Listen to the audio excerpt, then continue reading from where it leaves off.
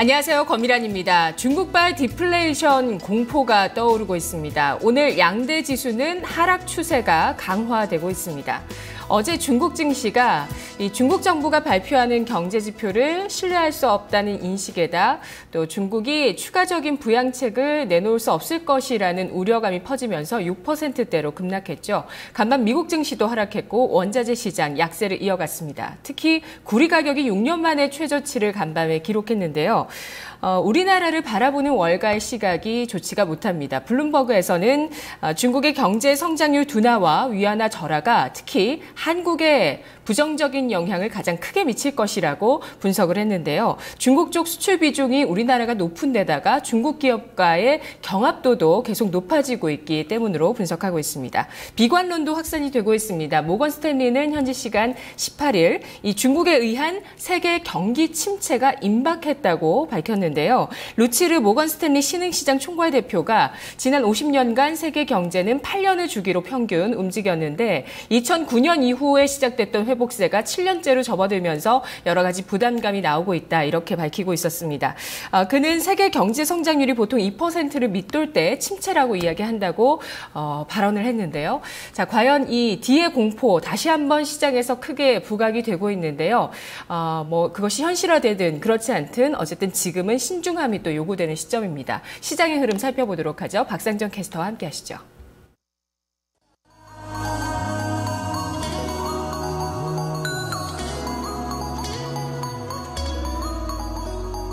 네, 오늘 시장 분위기도 많이 좋지가 않습니다. 투자자분들 그리고 시청자분들 힘내시라는 말씀 전해드리면서 먼저 유가증권 시장 분위기부터 체크하겠습니다.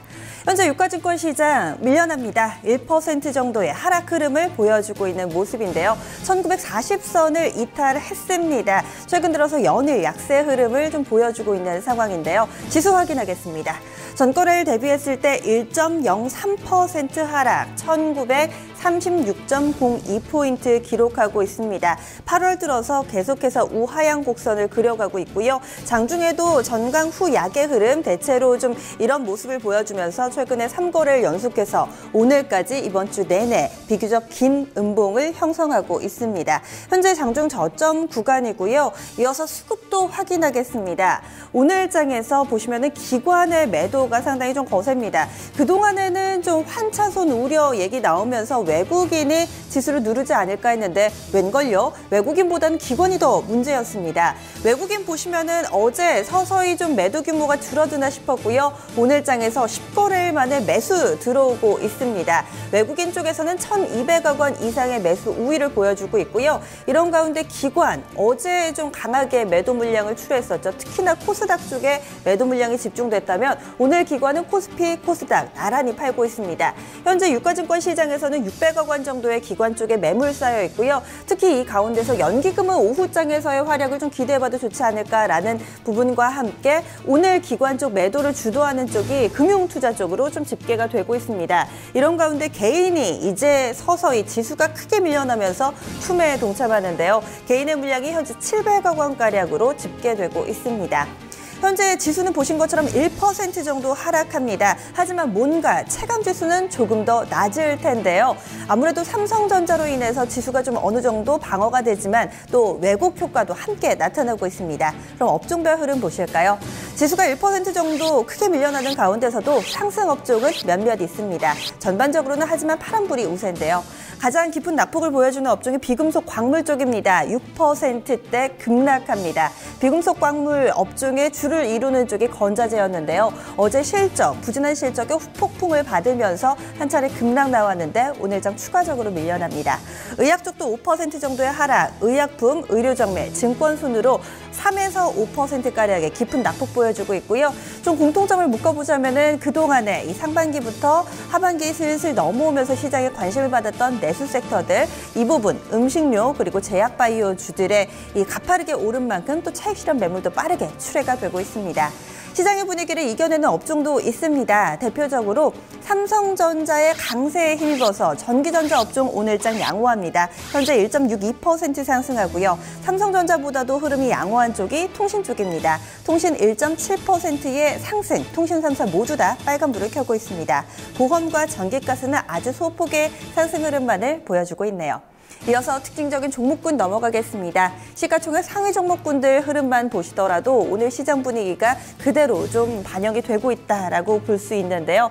쭉 보시면은 그래도 지수 대비로 대형주는 좀 완만합니다. 어제에서 힌트를 좀 얻어볼 수 있는데 어제도 그동안 많이 밀려났던 대형주들은 추가적으로 빠지기보다는 좀 어느 정도 바닥을 다져줬는데요. 현재 시총 상위주들 보면은 혼조 양상을 좀 나타내고 있습니다. 보시면 삼성전자, 한국전력, 현대차 정도 빨간불이고요. SK텔레콤도 상대적으로 양호한 흐름이고 하락 종목 가운데서는 아모레퍼시픽 현재 4.7% 정도의 하락, 제일모직도 4% 정도 하락하고 있습니다. 삼성전자의 강세가 유독 돋보입니다. 보시면은 현재는 116만 8천 원 구간대 움직임 나타내고 있습니다. 3% 정도 상승인데요. 이 앞서서 지난주 후반에 이 신제품 공개 있었죠. 언팩 행사가 나오고 나서 추가로 실망 매물 쏠렸고요. 하지만 어제, 오늘 반등세가 이어지고 있습니다. 삼성전자 3% 정도 오르면 지수 방어는 한 10포인트 정도 하게 되는데요. 이 삼성전자가 어느 정도 지수를 방어해줌에도 불구하고 지수는 현재 1% 정도의 약세 흐름을 띠고 있습니다. 하락 종목이 월등히 많습니다. 이런 가운데 상승 종목을 찾기가 상당히 좀 어렵고요. 그 가운데 개별 재료를 제외하고 공통점, 공통분모를 가지고 있는 종목도 상당히 좀 제한적입니다. 이런 가운데 찾아낸 부분이 있는데요. 오늘장의 안전지대, 배당입니다. 배당주들 어제 이어서 오늘까지 비교적 선전하고 있습니다. 시장 추세가 깨지고 시장 분위기가 어려워지는 가운데 이 배당 메리트는 조금 더 커지고 있는 모습인데요. 우선 쭉 보시면은 오늘 배당의 스포트라이트를 받는 쪽이 바로 두산입니다. 두산이 4.7% 정도 상승하고 있는데요. 두산그룹 같은 경우는 지금 배당 주당 4,500원을 발표를 했습니다. 시가 배당률로 보시면 한 4.9% 정도, 5% 정도에 육박하는 수준이고요. 이런 부분 매력으로 부각되면서 오늘 시장 분위기를 이겨냅니다. 만도 오늘장의 상승은 제한적인데요. 어제 지수가 크게 밀려나는 가운데서도 만도는 전일 10% 이상의 상승 흐름을 보여줬습니다. 만도가 어제 11%나 급등했었고요. 오늘 추가적으로 빨간불을 켜고 있는 상황인데요. 만도도 비슷합니다. 이 전년 대비했을 때 지금 배당을 2배 이상 키웠습니다. 배당률이 4.7% 되고요. 주당으로는 4,800원. 이런 주주 친화책이 투자자들의 심리를 끌어올리기에 충분했습니다. 배당하면 또 빼놓을 수 없는 섹터가 통신 쪽이죠. 따라서 통신 3사 모두 다 빨간불이고요. LG유플러스 흐름 양호합니다. 3.4%대 오름폭, SK텔레콤과 KT도 시장 대비 선전하는 흐름이 뚜렷하게 나오고 있습니다. 이어서 증권가의 특징주 보겠습니다. 스튜디오에서 레포트 정리해드리겠습니다. 오늘장 특징주 증권사 리포트 통해 살펴보겠습니다. 오늘의 특징주 한국금융지주입니다. 한국금융지주가 2분기 어닝 서프라이즈를 기록했습니다. 인터넷 전문은행 등 성장 산업이 기대되는 가운데 증권가에서는 종합금융사로 발전할 가능성이 있다라고 내다봤는데요. 그럼 리포트 내용 구체적으로 살펴보시겠습니다. 첫 번째 리포트입니다. 첫 번째 리포트 현대증권의 리포트입니다. 2015년 2분기 실적 리뷰라 해달은 잡았고요. 투자 의견 매수로 유지, 또 목표 주가도 82,000원으로 유지합니다. 투자 포인트 보시겠습니다. 네, 매출이 전년 대비 59% 증가했고요. 자회사의 실적이 빠른 속도로 증가하고 있다는 점에 주목했습니다. 그럼 2분기 실적 확인해 보시죠. 한국금융지주의 2분기 실적은 컨센서스를 상회했는데요. 2분기 매출액이 전년 대비 59% 증가한 3,373억 원을 기록했고요. 당기순이익은 152% 증가한 1,488억 원을 기록했습니다. 본업인 증권이 호조를 보인 가운데 자회사들의 실적도 양호했는데요. 벤처캐피탈 자회사인 이 한국투자파트너스가 당기순이익 184억 원의 실적을 시현했습니다. 다음 리포트 확인해 보겠습니다. 교보증권의 리포트입니다. 사상 최대 분기 실적 지속 경신, 국내 증권사 중 최고의 어닝 파워 입증. 투자 의견 매수를 유지하고요. 목표 주가 87,000원으로 유지합니다. 투자 포인트 보시겠습니다. 2분기 연속 사상 최대 이익을 지속적으로 경신했습니다. 그리고 주식형 펀드와 리테일 공모 ELS의 이 시장 점유율이 지속적으로 상승하고 있다는데요. 한국금융지주는 자산관리 역량에 집중해 왔습니다. 실질적으로 자산관리 MS가 지속적으로 증가 중인데요. 그럼 관련 자료 함께 보시죠. 네, 먼저 주식형 펀드 시장 점유율을 보시면요. 지속적으로 상승하면서 2분기에 18.4%를 기록한 걸 알 수가 있습니다. 그럼 다음 그림 보시죠. 리테일 공모 ELS 시장 점유율입니다. 리테일 공모 ELS 역시 상승세를 유지하면서 18.3%를 기록하고 있는데요. 이에 따라 자산관리 시장 점유율이 분기 연속 업계 1위를 차지했습니다. 다음 리포트 확인해 보겠습니다. KDB 대우증권의 리포트입니다. 인터넷 은행과 ISA를 통한 유리한 성장 기회 확보, 그리고 투자 의견 매수를 유지하고요. 목표 주가 8만 원으로 상향 조정합니다. 투자 포인트 보시겠습니다. 네, 증권이 최대 실적이었고요. 자회사도 고른 실적을 유지했다라고 했습니다. 인터넷 은행과 ISA를 통한 유리한 성장 기회를 가지고 있다라고 했는데요.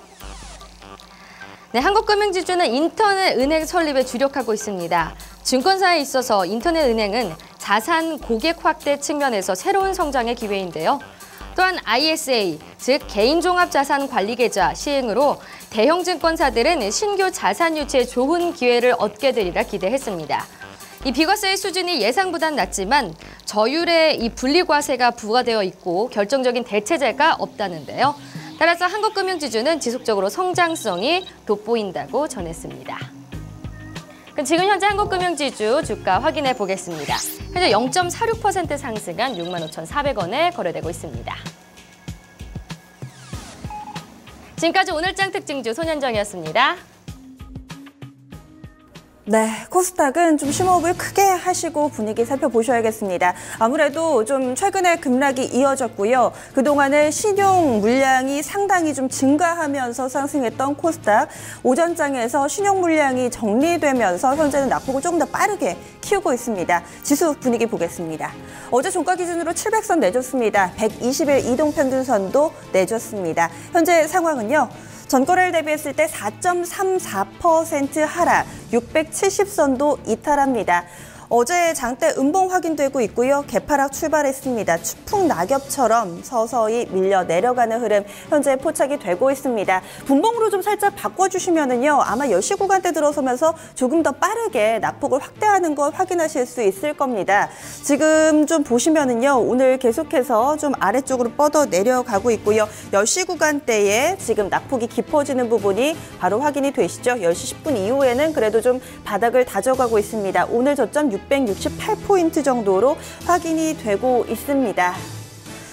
이어서 수급도 확인하겠습니다. 코스닥에서 어제 기관 쪽의 매도 물량이 상당히 좀 가파르게 빨라지게 커지는 모습을 보여줬는데요. 오늘도 만만치가 않습니다. 기관 쪽의 매도 물량 보시면은요. 400억 원이 넘어가고 있습니다. 외국인은 현재 제한적이기는 하지만 매도 우위 보여주면서 쌍끌이 매도고요. 개인 쪽에서 460억 원 정도 받아내는데 오늘 시장을 지켜줄 만한 뚜렷한 구원 투수는 나타나지 않고 있습니다.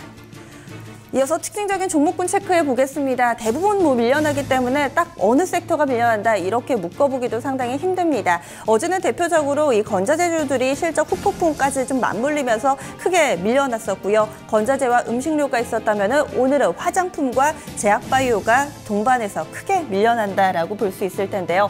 먼저 화장품 쪽부터 확인해 보겠습니다. 중국 증시 어제 6% 급락입니다. 중국 증시뿐만 아니라 전반적인 이 경기가 침체될 것이다라는 우려 맞물리면서 이 중국 내수 소비의 대표 주자 화장품주들이 동반해서 하락하고 있는 거고요. 특히나 최근 시장의 이 트렌드를 봤을 때 PBR에 포커스가 많이 맞춰져 있습니다. 이런 부분 PBR이 상당히 좀 높게 책정되어 있는 이 화장품 섹터 차익 매도 물량이 빠르게 출하되고 있는데요.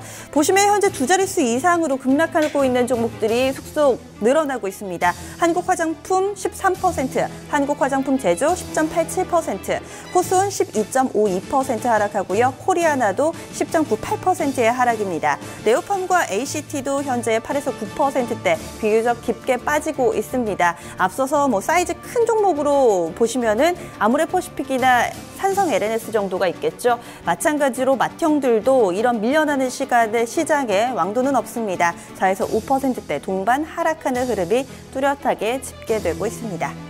네, 이어서 이 제약바이오 쪽도 만만치가 않게 좀 밀려나고 있습니다. 현재 제약바이오 가운데서 제대열 쪽이죠. HLB가 16% 정도의 하락이고요. 서울제약이라든지 팜스웰바이오 쪽도 두 자릿수 하락 흐름을 보여주고 있습니다. 마지막으로 코스닥 시가총액 상위 종목군들 흐름을 좀 체크해 보겠습니다. 대체로 파란불입니다. 이런 가운데 시가총액 10위 종목 코롱생명과학이 유일하게 빨간불 켜고 있는 종목으로 포착되고 있는데요. 4% 정도의 상승 흐름을 보여주고 있습니다. 나머지 종목은 예외 없이 일제히 파란불인데요. 코롱생명과학은 개별적인 뉴스입니다. 수출입은행이 구원 투수가 돼줬는데요. 수출입은행 쪽에서 이 코롱생명과학 신약 개발을 위해서 1,000억 원 정도 추가로 더 투입한다라는 소식이 나타나면서 오늘 장에서는 양호한 흐름을 보여주고 있습니다. 이어서 선물 시장 넘어가겠습니다. 선물 9월물 지수, 어제 현물이 크게 빠진 것 대비로 선물은 잘 지켜내줬는데요. 오늘 상황은 어떨까요? 서서히 낙폭을 키웁니다. 0.85%의 하락이고요. 233선 부근 지나갑니다. 마지막으로 수급 보겠습니다. 개인 쪽에서의 물량은 현재 200계약 정도 매수 우위고요. 기관이 사들이고 있습니다. 1,500계약 정도 매수, 외국인 쪽에서 1,600계약 정도의 매도 우위 나타냅니다. 오늘 기관은 현물은 팔고 선물은 사고 있습니다. 10시 공화대 시장 상황이었습니다.